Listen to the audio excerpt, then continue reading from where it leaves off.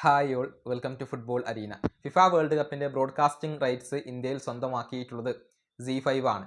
പുതിയ ചാനലുകൾ അവർ അവതരിപ്പിക്കുകയും ചെയ്തിട്ടുണ്ട്. മാത്രമല്ല 4 ഭാഷകളിൽ നമുക്ക് കമൻ്ററി കേൾക്കാൻ സാധിക്കും. ഇംഗ്ലീഷ്, ഹിന്ദി, മലയാളം, ബംഗാളി ഭാഷകളിലാണ് ഇപ്പോൾ ഇന്ത്യയിൽ കമൻ്ററി ഉണ്ടാവുക. ഇതുമായി ബന്ധപ്പെട്ട ഒരു അപ്ഡേറ്റ് ലഭിച്ചിട്ടുണ്ട്. അതായത് മലയാളം പാനലിൽ ആരൊക്കെയുണ്ട് എന്നുള്ളത് ഇപ്പോൾ ഉറപ്പായി കഴിഞ്ഞിട്ടുണ്ട്.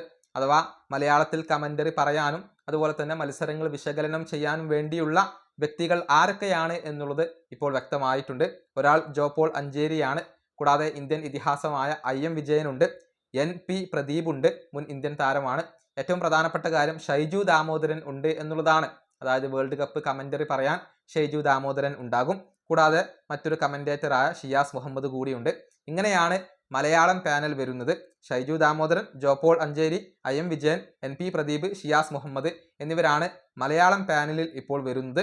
അത് സ്ഥിരീകരിക്കപ്പെട്ട കാര്യമാണ്. ഈ വീഡിയോയുടെ അവസാനിപ്പിക്കുന്നു. അടുത്തൊരു വീണ്ടും കാണാം.